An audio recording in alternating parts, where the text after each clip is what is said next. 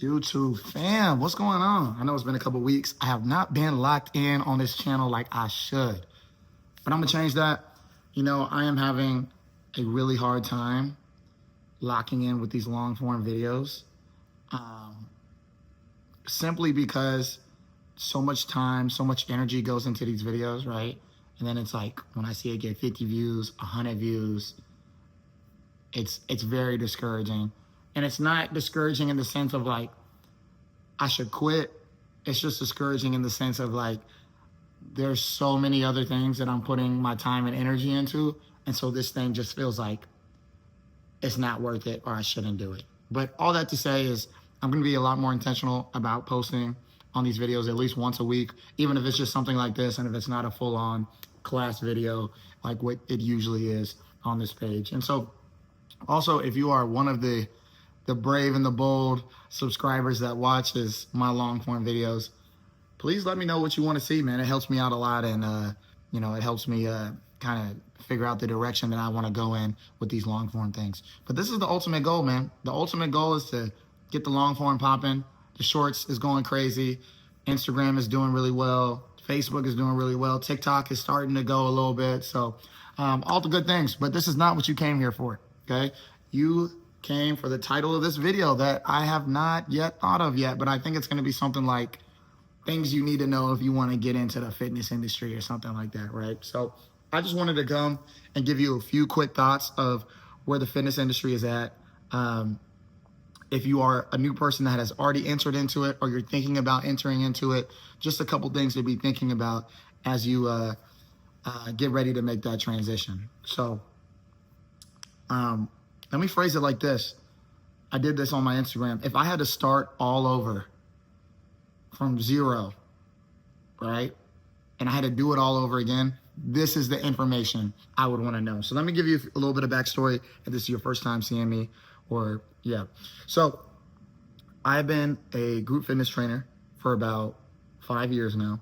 I started at like a no-name gym. It was called The Camp. I think they're a little more popular in the West Coast, but there was one here in the South that I was at.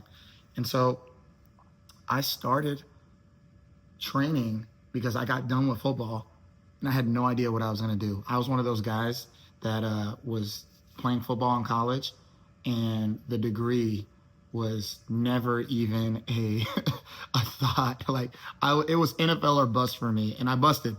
Pause. But I didn't make it, right? So when I got done playing and I wasn't going to the NFL, I had to figure out what I was going to do, and I was struggling. And so I had a few friends that were actually doing insurance at the time. And I was like, you know what? I don't know what I want to do. So let me go ahead and try to make some money, and I'll figure it out from there. But as I studied for the insurance test, I just realized it was life insurance. As I was studying, I just realized, you know what? This is not for me. And I actually went to go take the test. And in the middle of the test, I got up and I walked out. And I didn't even think about it. And at the time, I had that job at the camp. I had negotiated for $20 an hour. Holy. I negotiated for that. I think it started at like 17, and I was like, you know what, give me 20 and I'll do it.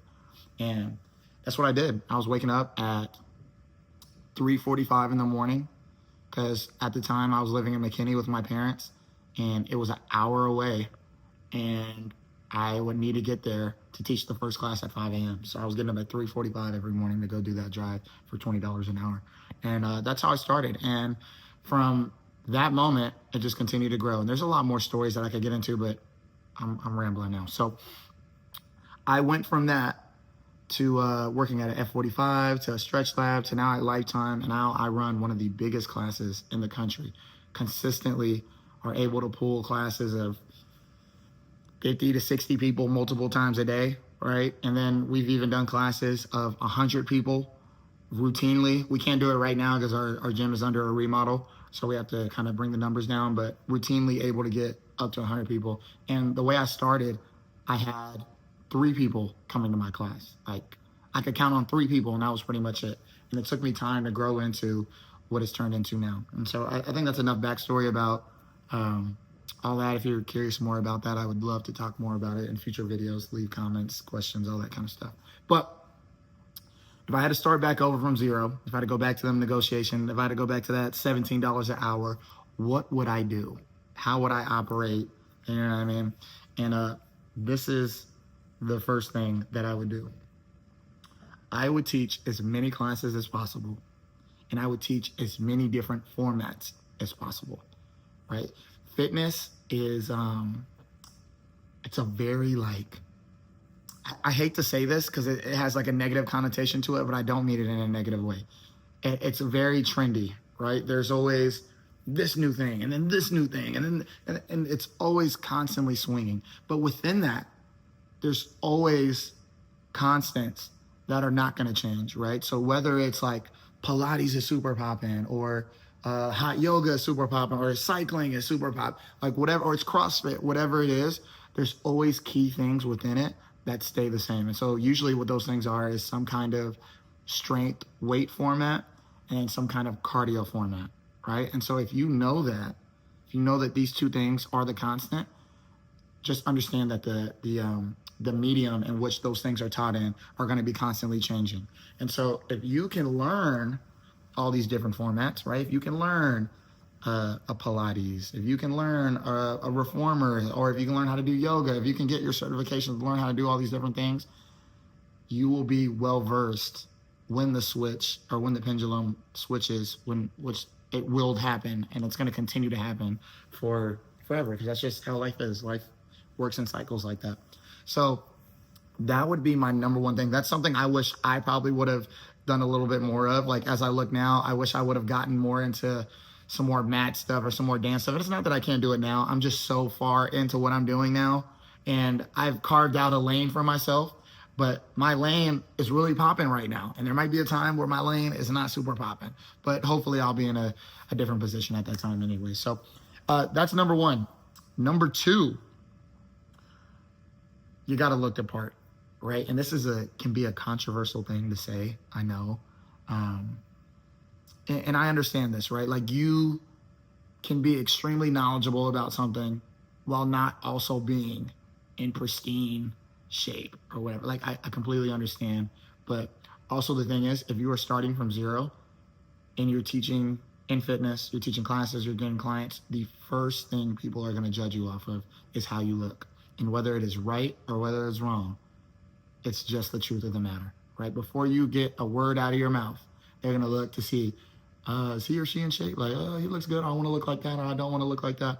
It is a very important thing early on, right? It is something that can be worked through, but I will say it is going to either make it a very difficult entry point, or it can be a very easy entry point for you, because there's going to be a bunch of people that are going to give you the opportunity because you look a certain way, and they're going to be like, oh, I want to look like that, or I want to be able to do what he can do, and they're going to be automatically interested. But if you don't have that, it is going to be very difficult to try to win people over with just pure knowledge, because they're going to be having that cognitive dissonance of, well, he's telling me this, but looks like this, and so on. And so, like I said, right or wrong, that's what it is. And I'm not saying you have to be ready to go on stage and do a bodybuilding competition, but you need to look like you know what you're talking about, and you need to look like you are able to communicate and live by the information that you're given. So that's number two. That's a quick one. And then number three, if I was starting all over and I had to do this thing all over again, this is by far the most important thing that I would be trying to implement, and it's this. I would spend countless amount of time and energy, whether it was just learning people's names or learning things about them, sending them texts throughout the day, whatever, to try to build a sense of team and camaraderie. The way that the world is going right now, we are in such, I'm trying not to get too deep on this thing, right, Jose? But what's going on with AI and just technology in general, there is less and less human connection, right? And that's going to continue to go that way. It's not going to go back the other way, right? And so if you are someone that is able to tap into that and tap into community, making people feel like they're a part of a team, that is going to make you immensely successful. And this is advice that I'm giving it in the fitness realm, but you can take this and whatever. If you are someone that can facilitate people coming together, you will be massively successful. Y'all, I have only been doing this for 5 years, and I am underselling how well I have done in these 5 years, right? If you can't tell by the, if you go behind me, right? And I've done it in a very traditional sense. I'm just now getting into the social media space, and I'm hoping that, this helps take me to another level. But all of the success that I have has come from that last thing that I've told you. It's coming from learning people's names, learning things about them, spending time with them outside of the 60, 45 minutes that the class is, and really pouring myself into them. And it has completely changed the game. And honestly, it's one of the hardest things to do, right? That's why everybody can't do it. That's why everyone is not super successful in a bunch of different things. But if you can learn that skill, right? If you can just be vulnerable enough to open yourself up and share things about yourself that maybe you don't want to share or tell people about, and be able to do that on a public platform, I'm telling you, you will blow your mind with how much will happen in a short amount of time. And there's levels to it, right? I'm on the extreme level of it. I've cried in front of my class before. Like, I've shared things that people would be like, whoa, you said that? Like, and not everyone is going to be at that level, but that's just how I operate. So that is easily the most important thing. And then a little caveat with that is, it is not about you, right? If you're getting into fitness because you're like, you see all these popular trainers and you're like, oh, I want to be in front of a bunch of people. I want people to listen to me and do it. Like, you're not doing it for the right reasons. It is about the people at the end of the day. And the more you make it about the people, the more rewarding of an experience they'll have. And in return of that rewarding experience, it's going to then boost you up to be able to do things that other people are not able to do. So that is my 3 things. If I had to start all over, and if you're a new fitness trainer, if you're just getting into the fitness business, prioritize those 3 things, and I'm telling you, you'll be very successful. And if you are a new fitness trainer and you see this video, please reach out to me. I'm happy to help you and give any pointers and advice. I feel like I'm just talking into the void right now. I don't know if anybody will actually see this video, but if you made it all the way to the end right now, thank you. I can't believe you listened to me yet for almost 13 minutes, but thank you. Please subscribe.